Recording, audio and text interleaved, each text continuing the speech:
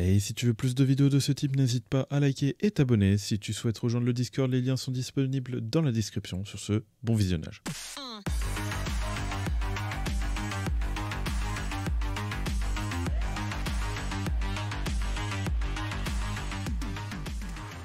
Et bien le bonsoir à tous, on se retrouve pour une nouvelle vidéo sur Solo Leveling Arise. J'espère que vous allez bien parce que moi ça va nickel. On se retrouve pour du coup un showcase de Libora. Donc Libora n'est pas un personnage qui va break où il est, mais en tout cas le personnage va profiter d'un gros DPS en plus de debuff et de buff. Du coup au niveau du passif, on va retrouver justement lorsque la compétence talisman de recherche, tempête ou attaque rapide, tempête touche sa cible, elle lui applique l'effet talisman. L'effet talisman, ça va mettre des dégâts subis par la cible augmentés de 15%. Du coup, vraiment pas négligeable. Donc les compétences qui vont mettre l'effet, ça va être l'attaque de noyau et l'attaque de support avec Sonjinwoo. Donc le personnage va attaquer en fonction de son attaque. On peut retrouver sur son attaque de base à peu près une attaque plus haute que la moyenne, parce qu'elle fait vraiment beaucoup de dégâts, et nous allons retrouver justement sur son attaque de noyau une attaque très élevée, c'est même la plus puissante qu'on peut retrouver sur tous les personnages. Au niveau de sa première compétence de base, on peut retrouver justement plutôt une attaque correcte, avec un temps de recharge de 8 secondes, donc très peu, donc c'est bien. En plus de ça, de créer une zone d'halo d'amélioration pendant 10 secondes, donc elle va créer une zone d'halo, on va faire un petit aperçu pour que vous puissiez voir, donc voilà, elle va créer cette zone là d'halo. Donc ensuite elle va supprimer toutes les zones de debuff dans la zone touchée par la compétence. Donc dès qu'il y a des zones de debuff, on va dire admettons par rapport aux toiles d'araignée ou autres, vous allez normalement debuff ça et bah voilà quoi. Halo d'amélioration augmente les dégâts élémentaires de ténèbres de 10% pour les membres de l'équipe qui se trouvent dans l'halo d'amélioration. Augmente les dégâts de flèche magique du renard fantomatique de 20% et se transforme en attaque de pénétration. Donc si vous avez un personnage ténèbre, par exemple l'archer qui sera dans l'halo, vous allez pouvoir le booster de 10% et en plus le personnage elle-même va pouvoir être boosté par rapport à son attaque. Voilà, augmente les dégâts de la flèche magique de renard fantomatique de 20%. Renard fantomatique, c'est lié à sa compétence 2, on va voir ça juste après. Au niveau de la compétence 2, l'utilisateur invoque un renard fantomatique qui tire des flèches magiques. Temps de recharge 12 secondes, consommation voilà. C'est une consommation plutôt élevée, mais ça va, vous allez comprendre pourquoi. Dégâts de flèches magiques 297% de l'attaque, donc on peut penser que c'est vraiment très peu, mais du coup il va durer 12 secondes, donc il va lancer à peu près 3 à 4 attaques justement avec des flèches, qui va augmenter vers 900 voire 1200. Et vous allez voir, ces constellations vont rendre cet effet encore plus pété. Donc au niveau de sa compétence de soutien, nous allons justement retrouver des dégâts plutôt corrects, même si c'est très bas. Lorsque cette compétence touche sa cible, elle lui applique l'effet talisman, et lorsque cette compétence touche sa cible, elle supprime les zones de debuff dans sa zone d'attaque. Pour rappeler, l'effet talisman, c'est augmente les effets des dégâts subis de 15%, pas du tout négligeable. Au niveau de son QTE, toujours aussi buggé, nous allons voir directement du coup l'ulti, on verra le QTE en game. Du coup, utilise un talisman des ténèbres scellé pour libérer la bête géante invoquée Meg. On va faire plutôt des dégâts corrects au niveau de l'ulti, même très bien. Ça va durer le temps de rechargement 45 secondes, consommation 100%, inflige des dégâts élémentaires de type ténèbres, inflige l'effet renversement sur le personnage, et puis voilà. Et maintenant, attaquons une partie intéressante qui va nous dire à peu près comment bien stuff le personnage. Donc comme on voit, modification de l'effet de la compétence de talisman d'invocation de renard fantomatique, donc ça va modifier justement la compétence où de base on invoque un renard. Lorsque cette compétence est utilisée, le nombre de renards fantomatiques invoqués passe à 3, donc il passe de 1 à 3. Donc déjà que vous faites à peu près 900, 1200 de dégâts, là cette fois ça va être multiplié par 3, donc c'est énervé tout simplement. Et augmente les dégâts de renard fantomatique de 50%. Donc vous passez de 1200, hop on prend la moitié 600, hop on rajoute à 1200, 1800, et 3 renards en plus de ça, 3 fois 1800. Vous avez très vite compris que ça fait beaucoup de dégâts. Au niveau de la constellation 2, les dégâts de coups critiques et les taux critiques de l'utilisateur augmentent de 6%. Pas du tout négligeable, au total ça fait 12%, on prend. Modification de la compétence talisman de renforcement peut être utilisée jusqu'à 2 fois. La portée des dégâts de la compétence augmente de 40%. Donc la portée et les dégâts de la compétence augmentent de 40%. Voilà. Ça, c'est la compétence justement qui va nous permettre de mettre ça. Et du coup, on pourra l'utiliser 2 fois grâce à la constellation. Je précise que cette constellation n'est pas forcément importante à aller chercher. C'est surtout la première qui est vraiment broken au début. Et après, voilà. Nous allons passer du coup à la 4e, réduit le temps de recharge de talisman de ténèbres de Meg de 25%. Donc, talisman de recharge des ténèbres, c'est justement l'ulti, où on va pouvoir voir talisman de Meg, voilà. Et on va recharger du coup de 25%, donc 25% de 45, voilà, on fait le calcul, ça va diminuer à peu près, voilà, ça va diminuer quoi. Donc voilà par rapport à la constellation 4, et maintenant nous allons voir la constellation 5, les dégâts de base des petits Meg de talisman de ténèbres Meg augmentent de 75%. Donc pareil, c'est du coup l'ulti qui va augmenter ses dégâts de 75%, donc c'est plutôt énervé. Donc encore plus de dégâts, on prend, on crache pas dessus. Donc nous avons pu observer le personnage, nous avons vu justement qu'il va faire de gros DPS, donc il va être important justement d'optimiser ses DPS, en sachant que justement son attaque de noyau n'est pas du tout négligeable, mais à partir de la constellation 1, justement, il faudra justement passer dans une autre optique par rapport au personnage. Je vais vous expliquer ça, vous allez comprendre. Donc voilà, équipement qu'on peut équiper, qu'on peut trouver de mieux actuellement sur elle à partir du moment qu'on l'a C1. Donc voilà, nous avons un autre équipement qui est très intéressant, enfin il est intéressant mais je ne l'ai pas testé donc je ne pourrais pas vous le dire. Mais en tout cas c'est celui-là qui permettra justement de monter des attaques de base, mais surtout qui permettra justement d'augmenter les dégâts des attaques de noyau de 18%. Donc en sachant que justement l'attaque de noyau faisait pas mal de dégâts, qui faisait à peu près 1000 de dégâts. On va augmenter les attaques de 18%, donc ça va monter un peu, donc on va monter peut-être vers 1200. Et en plus de ça, et lorsque l'attaque touche sa cible, la jauge de noyau se remplit de 60.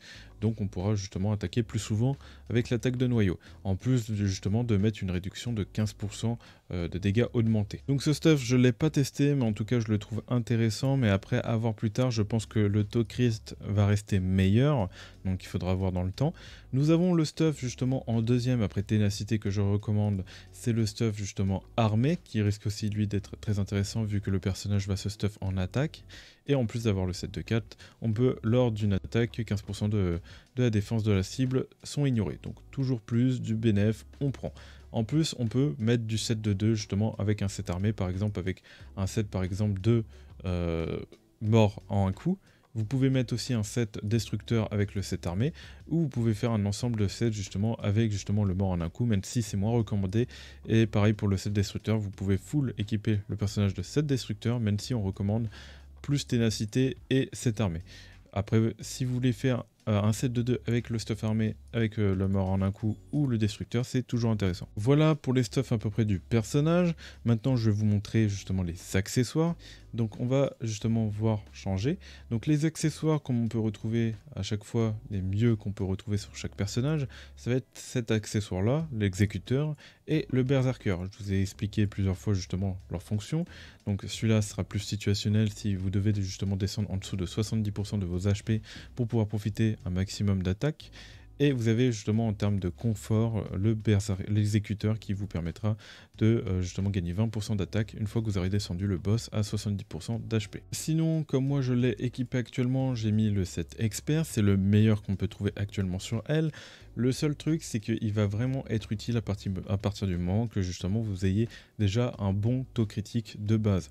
Moi, je vais vous montrer mon taux critique, justement, qui n'est pas forcément haut et du coup n'est pas forcément viable. Donc 25%, c'est toujours ça de prix, mais il aurait été plus préférable justement d'avoir justement ce set à 40% ou à 50%. Voilà, c'est un peu mieux, mais j'ai quand même mis le set parce que voilà, je prévois pour plus tard et que bon, j'avais malheureusement pas beaucoup de sets justement avec du taux critique. Vous pouvez toujours aussi mettre la concentration de puissance de feu, même si ça reste l'un des derniers à mettre. Alors pourquoi ? Parce que justement, vous allez déjà mettre votre zone où vous allez invoquer vos renards, et vos renards vont rester justement tout le long du combat. Du coup, à partir de ce moment-là, ça sert pas trop à grand chose justement de recharger les compétences le plus vite possible, puisque justement la compétence sera utile dans le temps, genre pendant qu'elle sera sur le terrain, elle sera fonctionnelle, donc ça sert à rien de relancer une deuxième fois la compétence. Vous avez aussi le choix de stuff votre personnage en support. Si vous voulez par exemple boost vos autres personnages, vous pouvez très bien justement lui mettre connexion exceptionnelle. Mais c'est clairement pas ça qu'il faut lui mettre sur le personnage, mais vous pouvez très bien la stuff comme ça. C'est à vous de voir. Au niveau du personnage, les stats qui sont recommandés, ça va être le taux crit, dégâts crit, attaque %, et en quatrième stat, vous pouvez très bien mettre pénétration, attaque supplémentaire, et hausse de dégâts, ça marche aussi. Aussi les PM supplémentaires, ça peut marcher aussi, même si c'est un peu moins recommandé. Au niveau des stats recommandées, on peut observer justement à peu près ce que j'ai dit.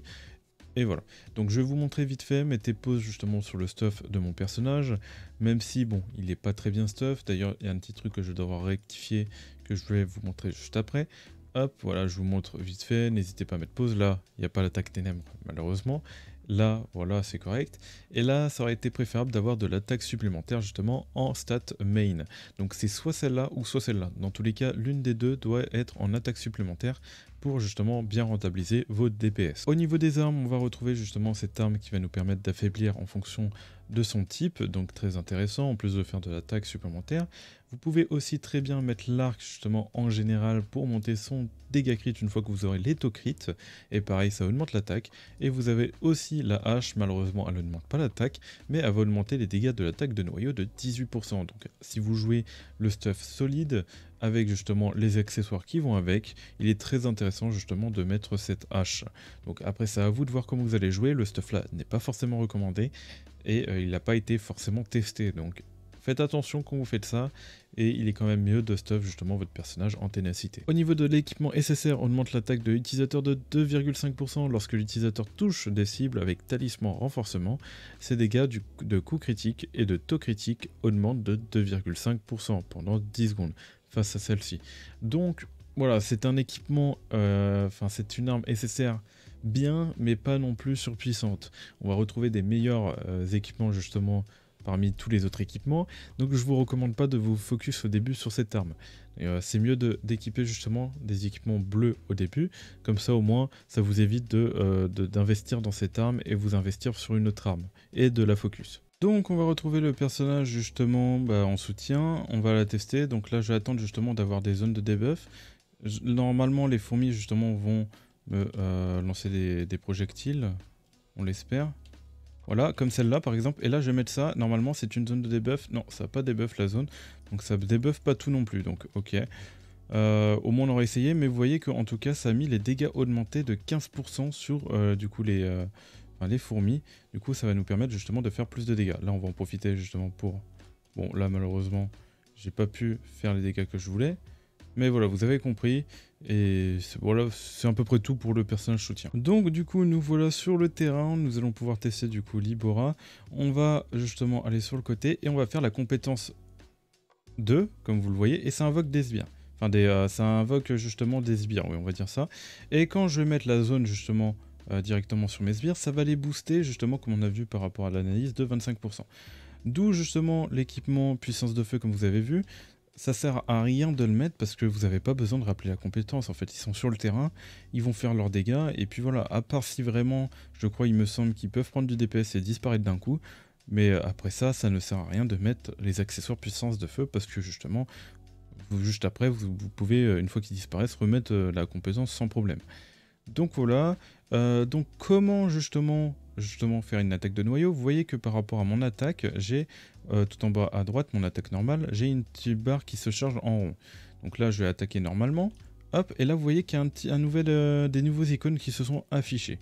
Alors, comment activer ça? Vous restez appuyé longuement et vous allez envoyer justement sa compétence de noyau, quoi. Enfin, son attaque de noyau. Là, vous voyez que sa compétence de noyau a mis le debuff justement d'augmentation de dégâts de 15%. Donc très important justement de faire la compétence de noyau. C'est ce qui va vraiment vous permettre justement de mettre les dégâts augmentés. Donc voilà, donc là je vais faire ça, je vais renforcer mes sbires et je vais justement réduire leur def au passage. Et là je vais vraiment profiter un maximum de dégâts avec justement, donc je pense bien à me mettre justement dans le truc pour profiter aussi d'un maximum de dégâts. Je mets dans la zone parce que j'ai une augmentation de mes dégâts de type ténèbres de 10%. Donc il faut vraiment pas négliger, il faut que vous soyez aussi dans la zone pour profiter de vos debuffs. Là vous voyez que les attaques étaient vraiment violentes et puis voilà. Donc là, on va faire pareil, hop, on va reboost, on va se mettre dans la zone et on va l'attaquer tout simplement.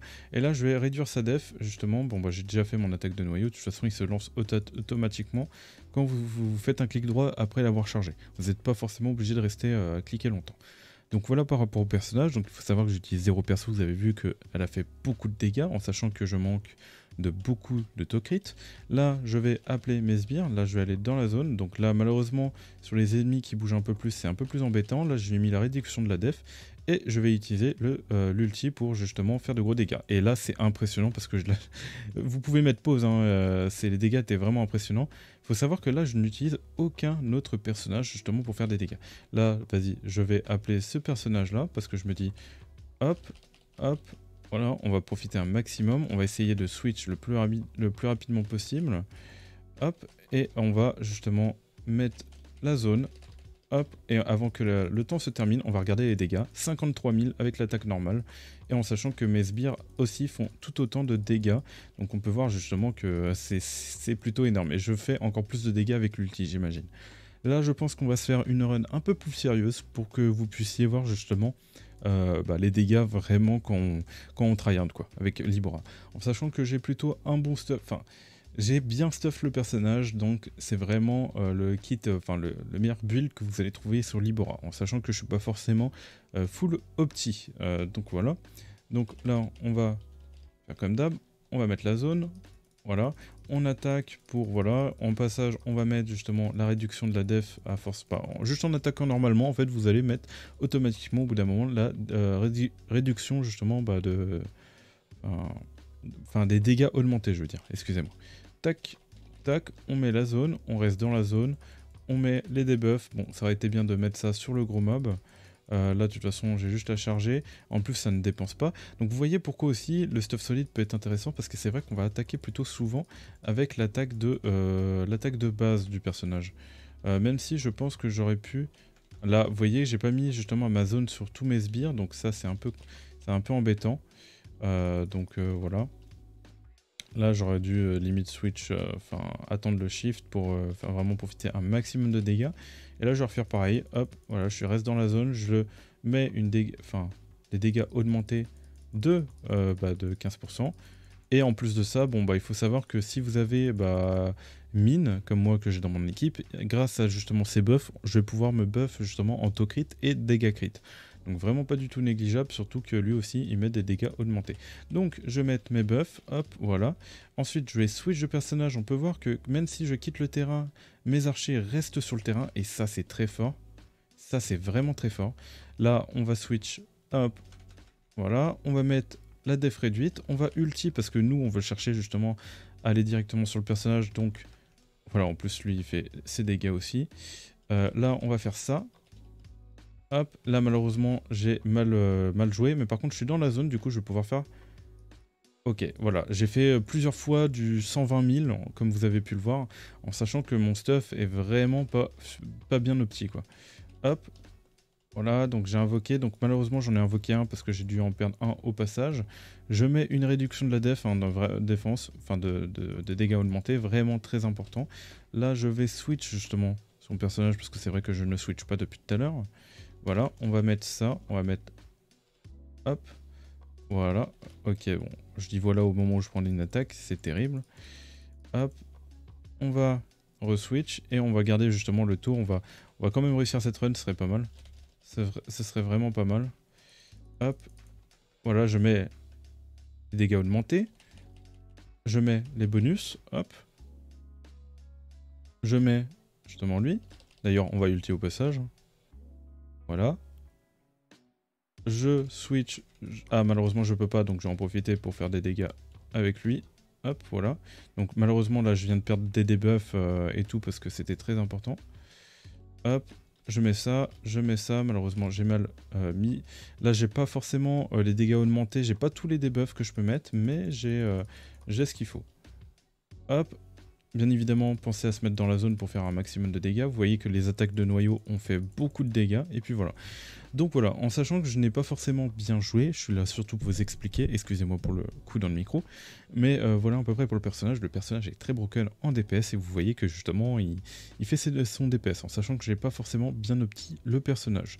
Donc pénétration de défense, attaque pour son. C'est très propre. J'aime bien. C'est un accessoire bleu, mais comprend. Voilà. Donc voilà, j'espère que vous avez aimé cette vidéo, c'était un guide justement sur Libora, j'espère que vous avez aimé, n'oubliez pas de liker et de vous abonner, et moi je vous dis tout simplement de choses pour de prochaines vidéos et de prochains lives. Allez, bye tout le monde.